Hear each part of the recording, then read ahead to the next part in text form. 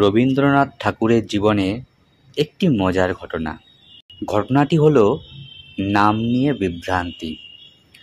রবীন্দ্রনাথ তখন খুব ছোট, বয়স বড়জোর ৮ কি ৯। ঠাকুরবাড়ির মতো বিশাল পরিবারে নানা ধরনের মানুষ আসা যাওয়া করত। একদিন বাড়িতে এক অতিথি এসেছেন। তিনি রবির বড় ভাইদের মধ্যে একজনের সঙ্গে দেখা করতে এসেছিলেন।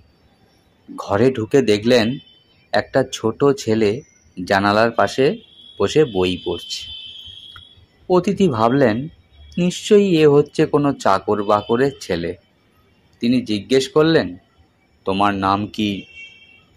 ছোট্ট রবি মাথা নিচু করে বলল, রবীন্দ্রনাথ ঠাকুর।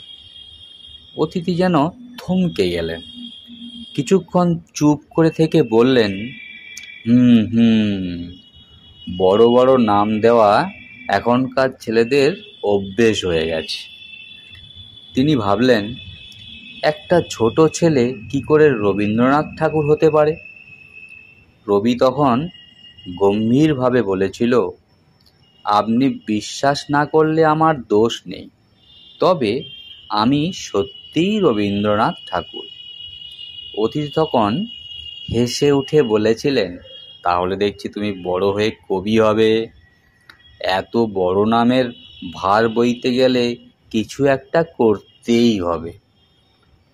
পরবর্তীতে সেই ছোট্ট রবি শুধু কবি নয়, নোবেলজয়ী কবি হয়ে সারা পৃথিবীকে মুগ্ধ করেছিলেন।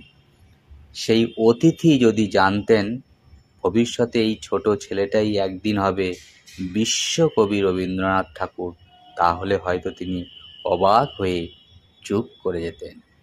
কেমন লাগলো জানাবেন। ধন্যবাদ।